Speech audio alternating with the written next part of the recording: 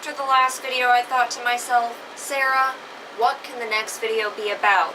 And then I thought, how about the dumbest things you've ever done? Now, there is a huge list. I could go on and on and on. But today, I've chosen just the top 5 from tamest to worst, dumbest things I've ever done. Share in the shame and enjoy my pain. Well, the first thing that always comes to mind is 2012, the year I decided to get a perm.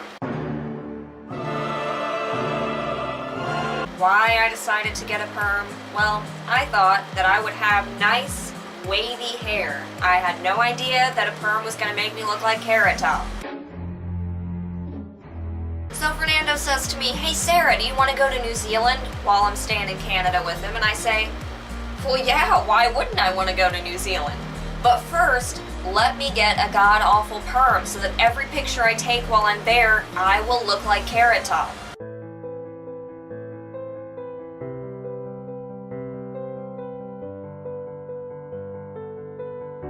Poor unfortunate soul that I am, the guy that was actually doing my hair was on the phone for half of it, and he just kept adding this solution into my hair saying, oh, it's not curling, it's not curling. And he was spraying more and more of it in my hair, whatever this solution was, telling me, oh, you'll be fine, don't worry about it, you're gonna look great. And I had actually deluded myself into thinking that I did look great because it was just so awful I couldn't face reality. The first couple of photographs that I took, I was not happy at all. We went to Subway directly after, and as I was standing in line to get some cookies, I asked this lady, is this looking normal? Do I look like Carrot Top? And she was like, oh, well, you know, the hair, maybe. Like, what kind of response is that? My confidence was not bolstered at all. And then just brushing it made it worse. It just like, and you might think, okay, well, an afro, that's not so bad, but this wasn't even an afro. This was like, I don't know what this was. Like, there was an abnormal red bush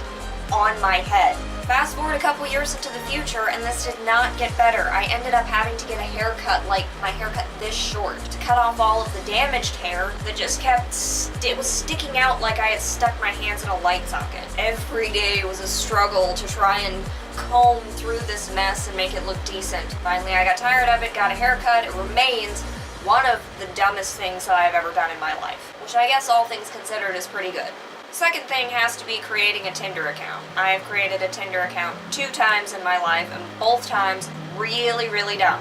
At the time, my self-esteem was regrettably low, and I'll admit, I just kind of wanted some guys to tell me that I looked attractive, to see how many swiped me. I was fascinated for the first hour. I was swiping, selecting, mostly selecting guys with beards or fat guys. And I made the radius about as far from my town as you could possibly make it because I was just thinking I don't need to bump into any of these people, and something about the guys in Mount Carmel, like I just don't want to associate with them. The next day I actually got a couple of messages. That's about as exciting as the interactions were. Aside from a few booty calls that made me feel really terrible about myself and did not improve my self-esteem, shocker, I ended up connecting with some guys that seemed pretty nice, but I was super uninterested in them. The conversation, whenever it drifted off of myself, I will shamefully admit, just made me really bored. And I didn't want to talk to them anymore, but I didn't know how to say, hey, I'm just kind of done, this was a mistake, please leave me alone. I just kept talking to them, and they kept getting more interested in me, and then, like the jerk that I am, I either deleted the app and just like ignored them entirely, or said, hey, you know, sorry, I don't think I'm gonna meet Mr. Right on Tinder, please stop messaging me. And it's not like these were great guys, it's just, I have a really hard time brushing people off like that. Not a good experience. Tinder, I would not recommend. Third thing, a little tricky to navigate because I don't regret it, but it was still one of the dumbest things that I ever did, and that would be my helicopter ride around New York. It was just a 30-minute ride. I was a little nervous before we got on, but I honestly didn't think it would be that bad because I traveled on plane before, and hey, that didn't shake me to my core. Turbulence didn't bother me, so why would a helicopter ride be any different, right?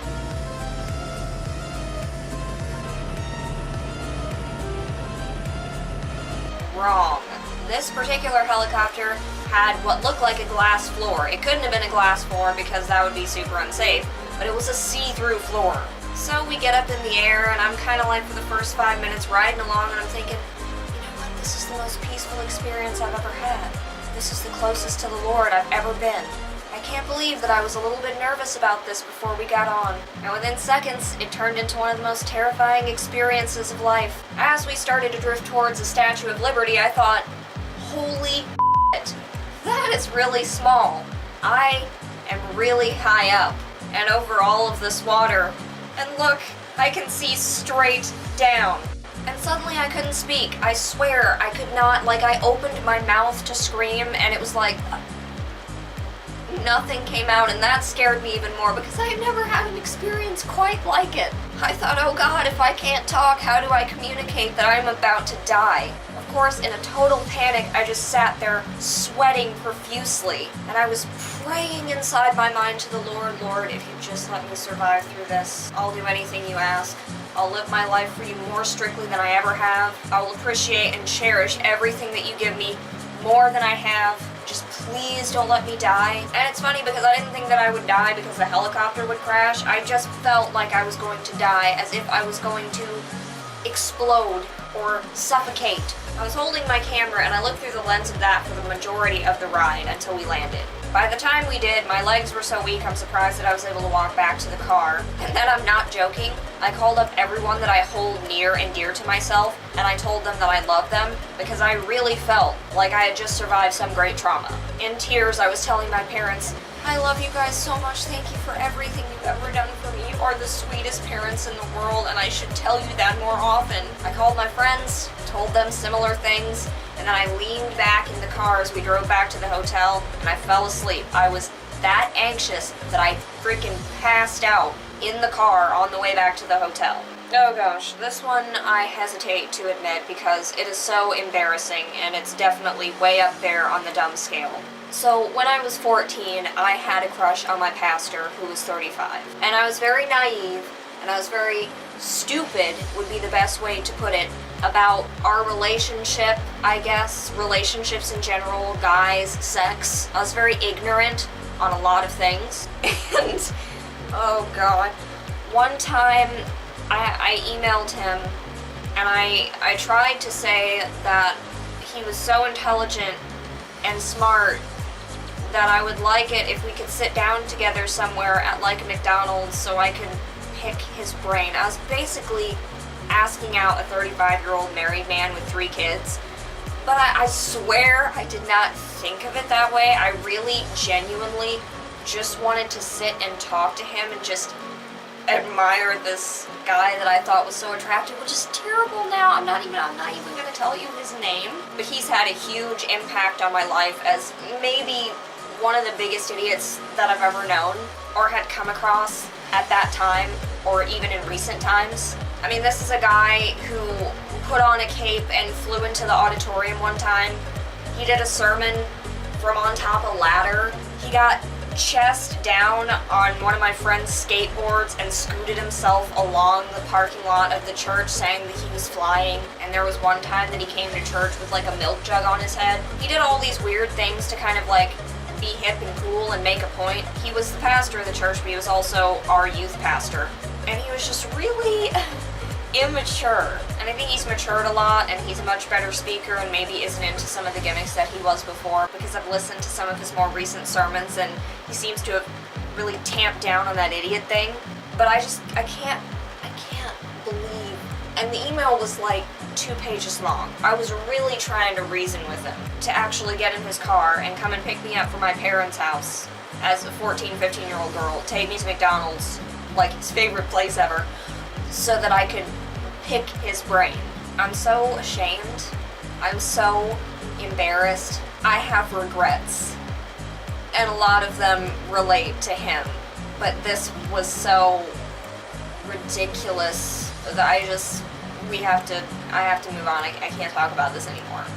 The 5th and the final thing is a bit criminal, but I guess since it's been so many years, it's been like 10, 12 years, I can admit it's definitely one of the dumbest, but it was breaking into an abandoned house and stealing some stuff. Had this habit years ago where I love to stop off at abandoned houses and go inside and explore and see what people had left behind and kind of look at the ruins. Really unsafe thing to do, really stupid thing to do. Please do not do this. So one time I stumbled across this abandoned house that happened to have a locked door. Well, what is a locked door, right? So I and the person I was with, well, actually just him, I had him break in. I can't remember if it was a screwdriver or if he just kicked at the lock until it came loose and the door opened. But this house was decayed and it was just full of stuff. I mean, packed with stuff. You could hardly walk across the floor, there was so much stuff. And in the upstairs, I stumbled across a bunch of like really old Halloween decorations. And I thought, oh, I need these.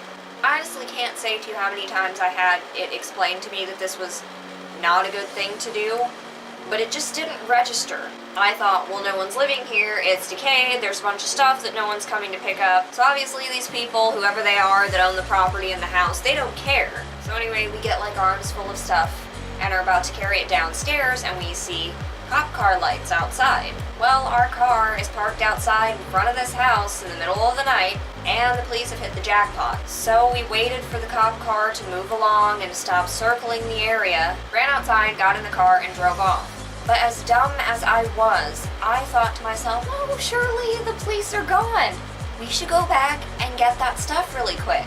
So I convinced the person that was with me to do this really ill-advised thing. The plan was we were going to park the car a little ways away. I was going to wait in the car. He was going to go back in and get the stuff, run across the street and shove it in the trunk. I was going to text him if the police returned so that he could get out of there. Just brilliant, brilliant stuff. Really like a mastermind. Steel trap, right? Goes back in to get the last bit of it, and the police show up. Only this time, I'm in the car, so they actually park behind me and come up to question me. Immediately, this looks suspicious because I say I'm with a guy, and they're like, oh, well, did you have a fight? Is this your boyfriend? What's going on? Why are you guys parked here? The brilliant excuse that we had formulated was that we were driving around late, and he had to go to the bathroom, and has a shy bladder, so he went into the woods near this house to use the bathroom. Anyway, as the cops were walking up to the car before they started talking to me, I'm texting him like, oh my god, the police are here, run, run, run. I didn't know it at the time, but he had dropped all the stuff and ran out of the house and lost the flashlight that he was carrying and jumped over a fence. That was very nearly us ending up in jail for breaking and entering and theft. I mean, there's a multitude of dumb things that I've done, but these are the ones I think that are the most interesting, kind of the most prominent in my memory, and the ones that I'm actually willing to admit. Because believe me, there are some dumb things that I've done that I ain't gonna tell no one. So what's the dumbest thing you've ever done? Please leave a comment. That's all that I've got for you now. Thank you for listening, and until next time, bye.